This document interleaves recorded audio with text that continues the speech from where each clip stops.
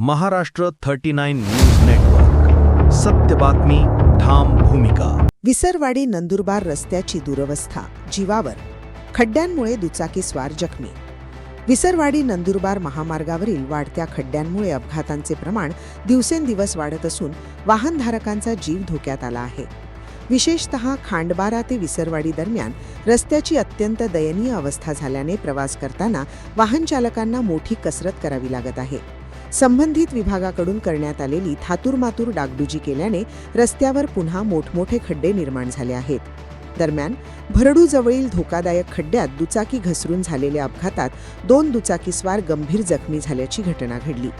सुरत येथून शिंदखेडा तालुक्यातील अर्वे गावाकडे जात असताना ईश्वर जिजाबाराव मुकुंदे वय 22 व राजेश सुदाम पानपाटील वय 28 राहणार अर्वे तालुका शिंदखेडा जिल्हा धुळे हे दोघे दुचाकीवरून प्रवास करत होते.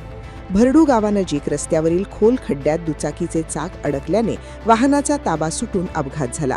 या अपघातात दुचाकीचे मोठे नुकसान झाले असून दोघांनाही गंभीर दुखापत झाली. अपघाताची माहिती मिळताच नानिशधाम येथील नरेंद्राचार्य महाराज संस्थानाची मोफत रुग्णवाहिका तातडीने घटनास्थळी दाखल झाली. जखमींना तात्काळ विसरवाडी ग्रामीण रुग्णालयात दाखल करण्यात आले. तेथे वैद्यकीय अधिकाऱ्यांनी प्राथमिक उपचार केले.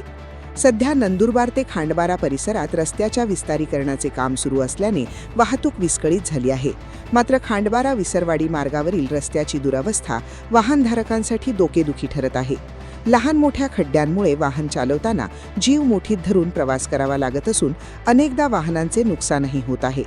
स्थानिक नागरिक आणि वाहनधारकांनी संबंधित विभागाच्या कारभारावर तीव्र नाराजी व्यक्त केली.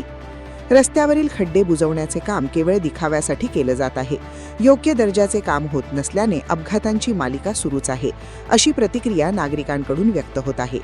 दरम्यान या मार्गावरील वाढत्या अपघातांच्या पार्श्वभूमीवर संबंधित प्रशासनाने तातडीने कायमस्वरूपी दुरुस्ती करावी, धोकादायक खड्डे तात्काळ बुजवावेत, तसेच रस्त्याचे काम दर्जेदार पद्धतीने पूर्ण करावे, अशी जोरदार मागणी वाहनधारक व स्थानिक ग्रामस्थांकडून करण्यात येत आहे. महाराष्ट्र 39 न्यूज नेटवर्कसाठी रईस भाई शेख, विसरवाडी.